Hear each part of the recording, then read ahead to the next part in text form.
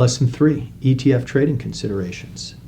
Typically, when thinking about trading and pricing an ETF, looking to the underlying basket of securities as a reference for the value of the ETF shares is important.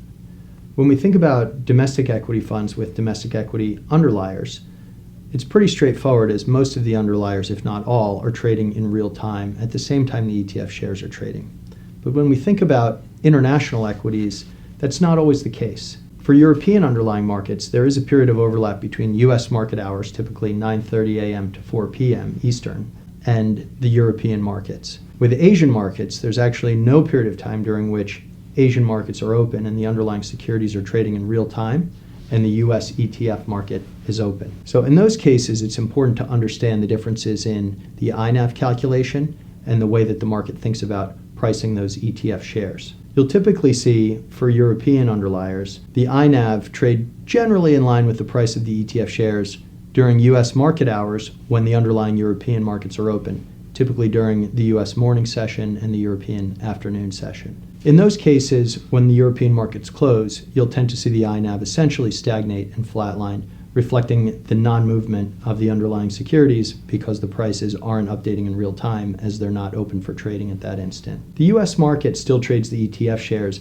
based on the market's opinion of what those underlying baskets are worth and can achieve a high level of confidence in inferring those values and trading the ETF shares. Under those circumstances, the ETF shares act as essentially a price discovery vehicle for the value of those underlying securities, even though they're listed on foreign markets. Another area important to investors is fixed income ETFs. There are important considerations to evaluate when looking at fixed income ETFs versus other asset classes. First, let's look at the premium and discount mechanism. Normally, when you look at an equity ETF, it's relatively easy to evaluate the price of the ETF security relative to the underlying. However, with fixed income underlying, it's important to recognize the unique market structure specific to some of these securities. First, fixed income securities typically trade in an opaque and decentralized marketplace relative to equities, which trade on exchange. When we evaluate the premium and discount of a particular fund, it's important to note that first, the net asset value of underlying fixed income securities is priced based on the bid.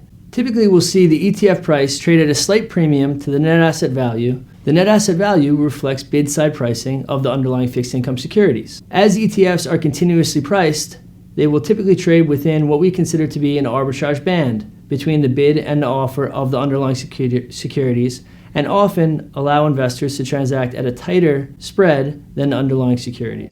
Next, we'll look at matrix pricing for the underlying bonds and baskets of bonds that comprise an ETF. When quotes for the underlying bonds aren't available, typically bonds don't trade as often as ETF shares. They may trade a few times a day, or even less frequently, perhaps a few days a week. It's important to have another source of pricing to infer the value of those underlying bonds in real time. Matrix pricing is essentially an estimation technique that's used to approximate prices for securities that are not actively trading. In the case of matrix pricing for bonds, we first think about bonds in terms of grouping, and we look to bonds with similar characteristics of the bond that we're trying to price. We consider things like maturity, credit rating, and the issuer, industry, or sector. Next, we interpolate, using the yield, the value of those bonds based on the characteristics of the group and then the yield characteristics.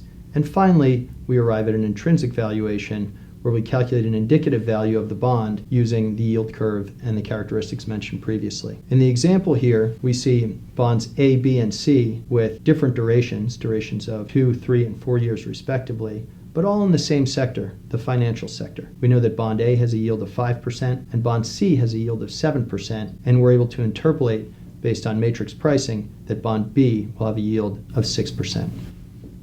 As fixed income ETFs continue to grow, we want to recognize some of the benefits of the ETF wrapper. First, we look at transaction cost savings. As secondary market volumes increase for many of these ETFs, we see bid-ask spreads for even institutional-sized ETF trades being tighter than those of the underlying securities. Second, centralized liquidity and continuous pricing of an ETF on exchange provides a consolidated venue of observable liquidity and transparency to a traditionally non-transparent marketplace. And finally, efficiency. The ETF provides implementation flexibility traditionally unavailable to fixed income investors, as now the ETF trading on exchange allows for traditional equity order types to be utilized.